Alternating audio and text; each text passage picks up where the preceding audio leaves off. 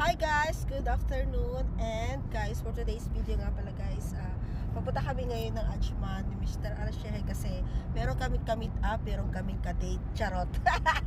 Meron kaming ka-meet up si Mr. Hassan. So wala lang, meron na kami kaunting chika minute, ayun, charot.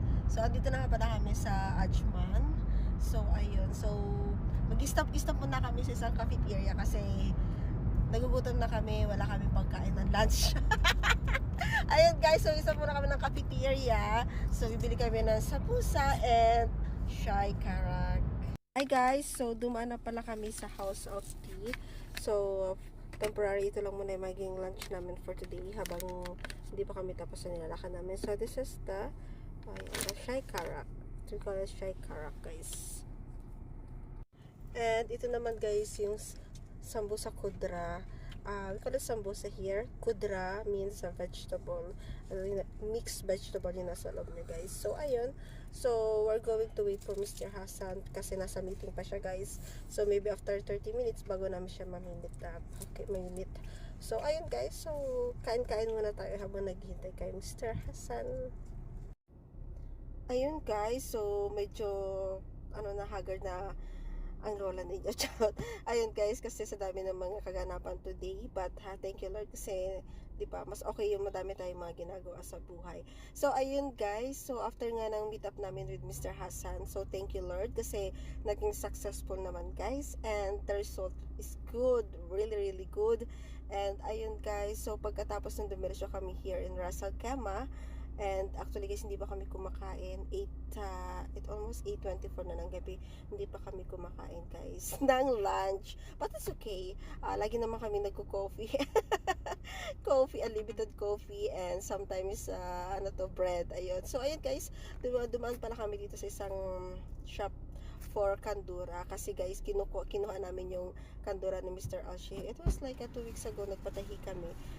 Preparing for this coming Eid. And it will be on Sunday guys. So ayun. So ayun guys, andito na nga yung kandura na pinatay namin 2 weeks ago. So nakuha na niya. Ito yung susuot niya kasi di ba dapat pag-Eid bago. So nagpatay lang kami ng 2 kandura. Madami naman siyang kandura guys, pero dahil sa Eid kailangan ng bago. That's why ayan, nagpatay kami ng 2 for the first and second day of Eid. Ayan guys, and after nga naman makuha yung kandura, dumiretso kami dito again sa tulip flowers kasi may pabulaklak guys sa akin si Muhammad. Actually sila dalawa yun, Mr. Alshehe. So si Muhammad lang talaga yung lagi nagpapareserve here. So for the Eid na daw guys, gift nila para sa akin sa Eid. Nag-retouch ako guys, diba? Para na ulit tayong fresh. Kasi guys, after namin makuha tong flowers na pinareserve ni Muhammad. So, ayun guys, pupunta na kami ng resto para kumain. Kasi guys, hindi pa kami kumakain talaga ng lunch. So, pag-iisahin na namin ang lunch at dinner guys. So, ayun. So, actually guys, may binili si Mr. Oshay kanina. May dinaanan siya na isang shop. Tapos naka-paper bag siya guys. Naka-paper bag yung isa. Tapos yung isa guys, sabi niya, huwag ko daw i-open. Kasi, sabi niya, i-open ko pagdating sa bahay. So, gift daw niya sa akin for this coming Eid. So, mamaya ko na siya talaga bubuksan. Kasi sabi niya, huwag ko daw buksan. Ayun, nilagay niya sa likod ng ayun guys, so mamaya ko siya bubuksan. Hindi ko alam kung anong laman doon. My God, pa-surprise lagi to. Ito na guys yung flowers. So nice. I love it. Thank you Mr. Alshehe for this. Mahal, thank you. Welcome.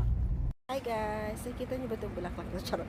Hi guys, dito na pala kami sa Alibaba restaurant. So, dito kami kakain ng lunch po and dinner. So, ayun guys, it's almost 9:55 guys and magla-lunch pa lang kami ng dinner.